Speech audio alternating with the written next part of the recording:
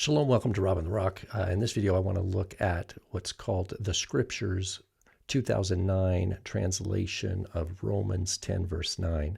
And I'm getting this from the U version you see here.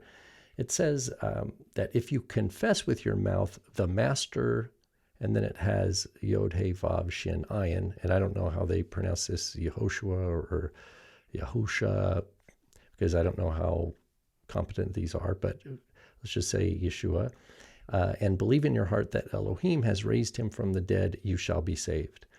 This is a bad translation because it says if you confess with your mouth the Master and then Jesus, Yehoshua, Yeshua, whatever, that doesn't come from any text. That's an invented meaning that is imposed upon the original text. And they make this error again. They say master, and they're translating the Greek kurios. Again, it says the same master of all is rich to all those calling upon him. So they use the word master, kurios. But then when it comes to verse 13, whoever calls on the name of, and then it uses the tetragrammaton. And that's, again, this is an imposition on the Epistle of Romans. This is not what Paul wrote. Paul wrote kurios here again. So we hear kurios in all these verses. We hear it in verse 9. We hear it in verse 12 and again in verse 13, if you're actually reading the Epistle to the Romans. But apparently the Scriptures translation is not interested in Paul's Epistle to the Romans. Rather, they're interested in creating a Frankenstein version of religion that is satisfying some sort of itch, I suppose, or tickling need to have ear tickled, but it's not anchored in truth. So I want to go over that, and we're going to do that here in this video. So we're going to go over, and I've just got the Greek text along with the NASB 95. It's, the NASB 95 is not a perfect translation, but it goes a long way when compared to the others. It's got a lot of advantages over other translations. The phrase here is, if you confess with your mouth Jesus as Lord, this is way closer. You could replace the as to be. And it's the Greek here, hatean homologeses ento stomatisu, that is with your mouth, kurion Iesun. Kurion Iesun. This is what we call a double accusative going with the verb homologeo, to confess. To confess, if you have confess and then you have two accusatives. You confess this thing to be this other thing. And both of those things, objects, are listed in they're given in the accusative case in Greek, and we call that a double accusative. Anyone who's taken Greek and gotten at least to verbs, which requires sitting through at least half a year of first year Greek, would understand this. There's no the here, so again, this translation says the Master Yeshua. They're playing around with Paul's epistle in a way that to me is egregious. So the proper translation, if you confess with your mouth that Yeshua is kurios, that's the proper, or Yeshua, if you confess with your mouth, Yeshua to be kurios. And this is homologeo, that is the verb to confess, is not the only verb. It's a verb of speech that has double accusative. And but we'll look at another example of homologeo in John 9:22. If you can look at the context, but it says the Jews had already agreed that if anyone confessed him to be Christ. So here you could take the to be and change that to as, but we have a double accusative. We have the phrase here, eon tis auton homologese Christon. So we have the verb homologese, he will confess, and then we have two accusatives, auton and Christon. And we supply to be or as, to confess him to be Christ. But again, like I said, homologeo is a verb of verbal speech or utterance. We're going to look at other ones. Here's an example. The verb in Greek to say, the Greek to say. It's not homologeo.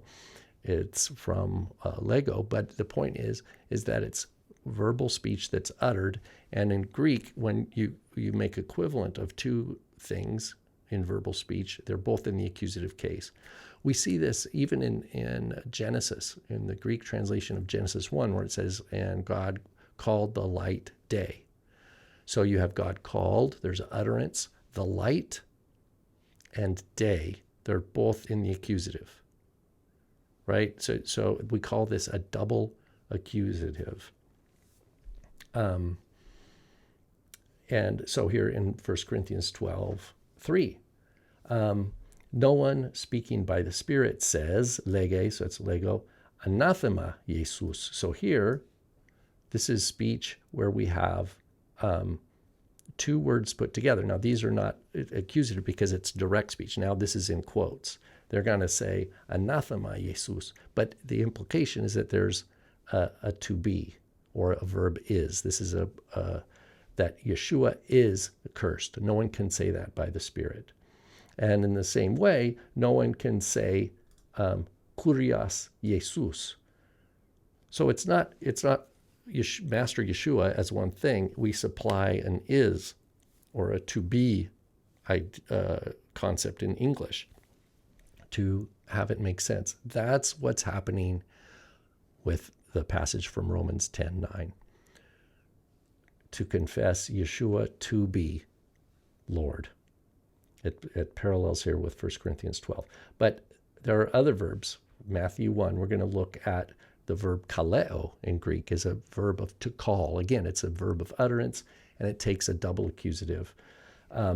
They shall call, so kai kalesusin, it says to onoma autu, so that's accusative, to call his name, Emmanuel. Emmanuel is in the accusative. So to call his name, Emmanuel. It's not calling his name Emmanuel. It's calling his name to be is implied in English. Matthew 1:25. Kai ekalasen ta anoma tu Yesun. See, Yesun. Called his name Yeshua. Called his name. And we see it also with lege in Matthew 22:43. How then, it says, pos un David en pneumati. How does David in the Spirit, kale auton kurion, call him Lord? To call him Lord. It's not to call him Lord, right? It's him Lord. That doesn't make any sense. In English, we have to, unless context is, we can get away with to call him Lord. If I phrase it right, you understand. But we want to be clear that even if I don't use the word to be, it's implied. That's the exact same thing. We call it a double accusative in the Greek. That's what's happening here in Romans 10:9.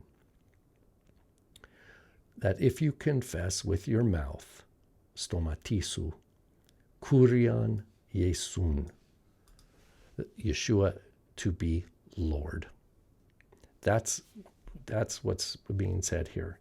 And again, this is it's called the Scriptures, and I recommend that you don't use this as a study Bible at all. I think it's bad theology built into masquerading as an English translation, and it's got a seasoned with kind of Hebrew terminology, but that it's highly agenda-driven, and it's not rooted in actual reading and careful attention to the original text. It's not rooted in accurate exegesis of the actual epistle of Romans. And so that's very disappointing. And so I'm just warning people that someone posted this, and that's how I was aware of it. So I just wanted to share that this is not accurate translation. The accurate translation is if you confess with your mouth that Yeshua is Lord, or that Yeshua, or you confess Yeshua to be Lord. And then Paul goes on to talk about who confesses the name of the Lord, right, will be saved. That's crucial here. And this particular quote translation is really jumbling that up and twisting. And it's like they've taken a blender to Paul's actual words. So anyway, just a short video on commenting on Romans 10:9 in the quote, the scriptures, so-called. Shalom.